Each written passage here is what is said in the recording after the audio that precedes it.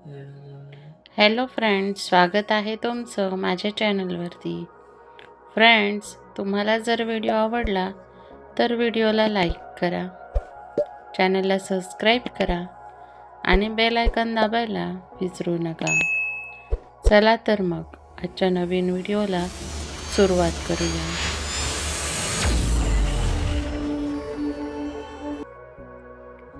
बायकोची इज्जत.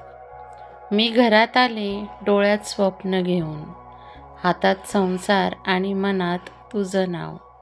स्वयंपाकघरात माझं अस्तित्व विरघळलं, चहाच्या वाफेत माझे शब्द हरवले. मी ओरडले नाही, कारण मला शिकवलं गेलं होतं, बायको शांत असेल तरच घर टिकेल. पण कुणीच सांगितलं नाही की शांततेत मन तुटत असतं. मी इज्जत मागितली नाही, मी फक्त माणूस म्हणून पाहिलं जावं एवढीच अपेक्षा ठेवली. तू उशिरा समजलास, पण जेव्हा समजलास तेव्हा माझ्या डोळ्यात आता भीती नव्हती. आज मी परत आले, पण वाकून नाही, माझा आवाज घेऊन, माझं अस्तित्व घेऊन.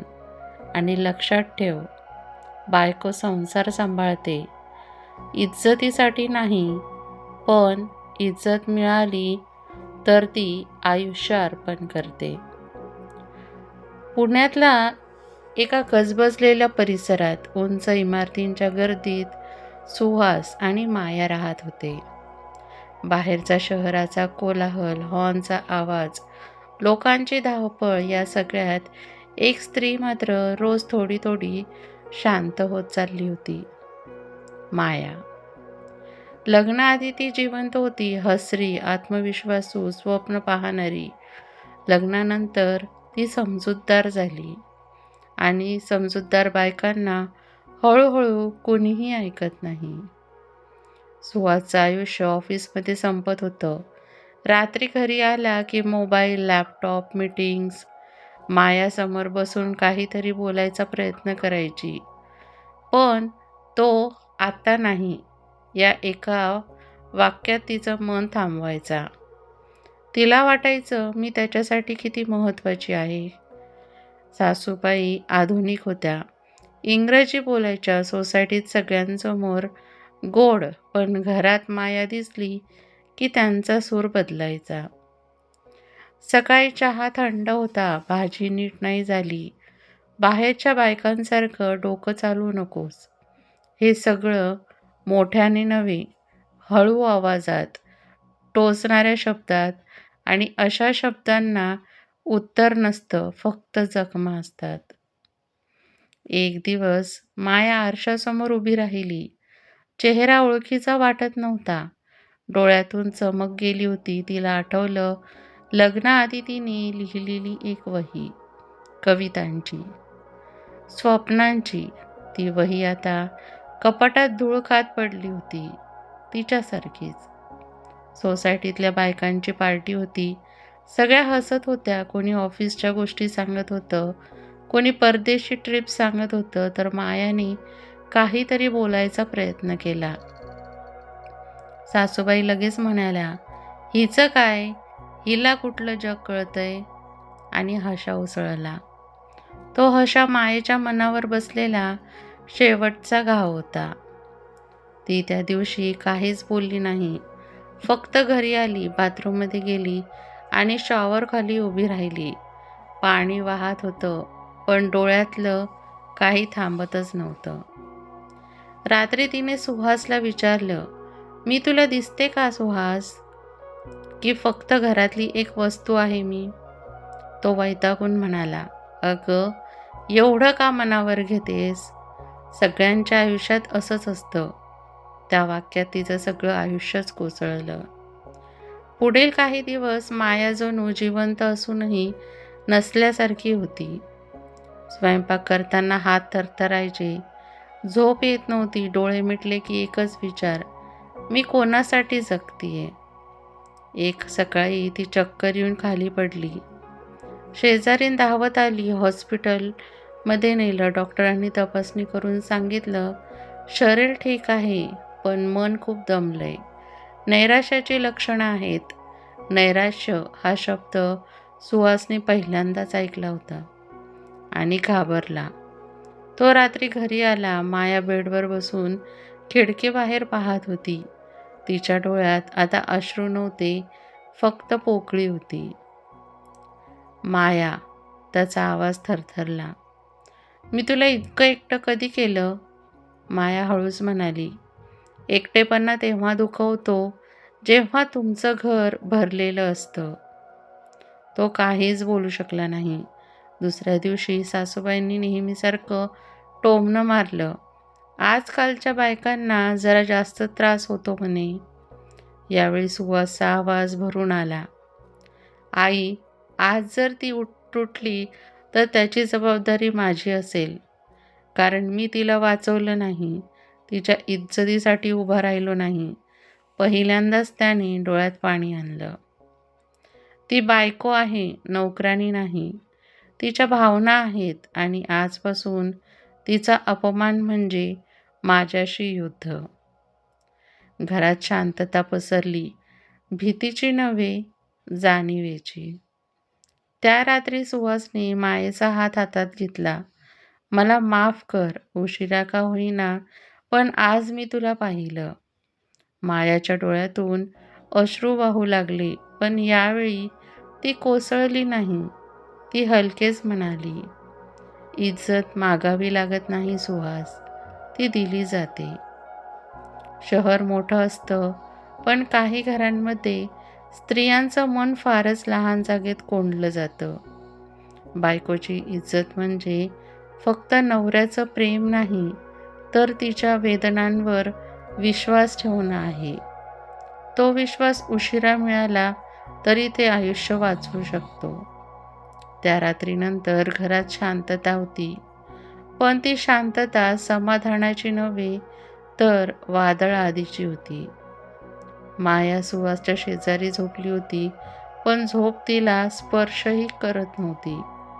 सुहासचा हात तिच्या हातात होता, पण मनात प्रश्नांची गर्दी होती. तो बदललाय की फक्त घाबरलाय? सकाळ झाली. रोज सारखा दिवस सुरू झाला. चहा, स्वयंपाक, घरकाम. फक्त फरक एवढाच होता की आज माया आतून पूर्णपणे थकलेली होती. सासूबाईंचा सूर बदललेला नव्हता, फक्त शब्द थोडे कमी झाले होते. पण शब्द कमी झाले तरी नजर तशीच होती, तिच्या अस्तित्वाला नाकारणारी. दुपारी माया कपाट आवरत होती. एक जुनी पिशवी हातात आली. आत होती ती वही, तिच्या कवितांची. तिने पहिलं पान उघडलं. मी स्वतःसाठी जगेन. माझं स्वप्न माझ्या हातात असेल. तिचे डोळे भरून आले. ती वही बंद केली आणि अचानक निर्णय घेतला. सायंकाळी सुहास घरी आला तेव्हा माया शांतपणे त्याच्यासमोर उभी होती. डोळे लाल पण आवाज ठाम होता. सुहास, मला माझ्या माहेरी जायचंय. तो दचकला. का? काय? ती म्हणाली. माझ्या मनाला श्वास घ्यायचा आहे. इथे मी फक्त निभावतीये, जगत नाहीये. मी बदलतोय ना, तो गडबडून म्हणाला. माया हसली. खूप हलकं, पण खूप दुखर. तू बदलशील कदाचित, पण मी पूर्णपणे संपण्याआधी मला स्वतःला वाचवायचं आहे. त्या रात्री माया पहिल्यांदाच स्वतःसाठी बॅग भरत होती. कपडे नव्हते जड, जड होतं ते तिचं मन. सासूबाईंनी पाहिलं. हे काय चाललंय? माया शांतपणे म्हणाली, मी भांडायला जात नाहीये, मी स्वतःला शोधायला चालले. कोणाकडेच उत्तर नव्हतं. सुहास दारात उभा होता. पहिल्यांदाच त्याला वाटलं ती खरंच निघून जाईल. माया निघाली. घराच्या उंबरठ्यावर थांबली. मागे वळून पाहिलं.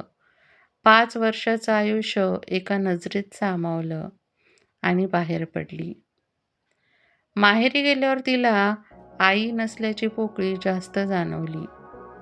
पण वडिलांचा हात डोक्यावर पडला. थकली असशील बाळ, इथे स्वतःसाठी श्वास घे.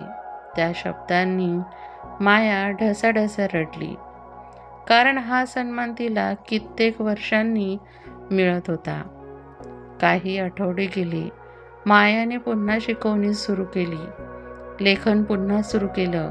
तिच्या चेहऱ्यावर थोडी चमक परत आली होती आणि इकडे सुहास घर असूनही घर वाटत नव्हतं.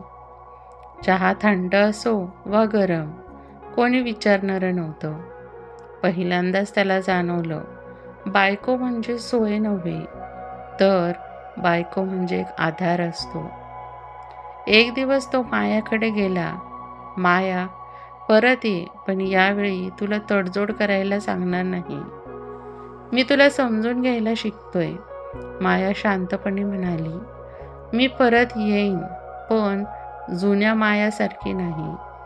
इज्जतीशिवाय कोणतंही नातं मी पुन्हा जगणार नाही.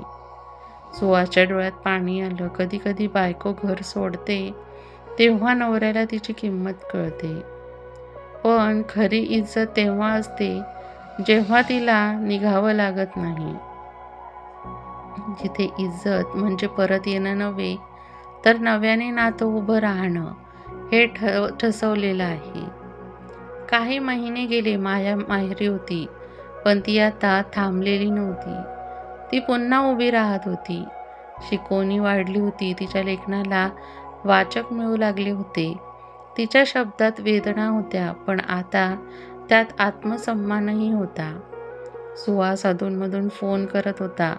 कधी बोलायचा, कधी फक्त आवाज ऐकून शांत व्हायचा. त्याने बदलायला सुरुवात केली होती. आईशी ठामपणे बोलणं, घरात स्वतःची जबाबदारी घेणं आणि सर्वात महत्त्वाचं, मायाच्या अनुपस्थितीत स्वतःची चूक स्वीकारणं. एक दिवस सुहास मायाच्या घरी आला. हातात फुलांचा गुच्छ नव्हता, डोळ्यात आश्वासन नव्हतं, फक्त प्रामाणिकपणा होता. माया, तो म्हणाला, मी तुला परत यायला विनंती करायला आलो नाहीये. ती दचकली. तो पुढे म्हणाला, मी तुला सांगायला आलोय. आज तू येऊ शकशील अशा घरासाठी मी लढतोय, पण तो निर्णय तुझाच असेल. माया बराच वेळ शांत होती. मग ती म्हणाली, सुहास, माझ्या आयुष्यातला सर्वात कठीण निर्णय परत येणं नसेल, पण परत जाऊन पुन्हा स्वतःला हरवून देणं असेल. त्याने मान खाली घातली. मी तुला बदलायला सांगणार नाही. तो म्हणाला, मी स्वतःला बदलतोय, कारण बायकोची इज्जत ही उपकार नाही, हा तिचा हक्क आहे. त्या शब्दांनी मायाचं काळीजच थरथरलं. काही दिवसांनी माया सासरी परत आली, पण यावेळी ती दारातून वाकून आता गेली नाही. तिने सासूबाईंना नमस्कार केला आणि शांतपणे म्हणाली, मी या घरात राहीन, पण अपमान सहन करायला नाही.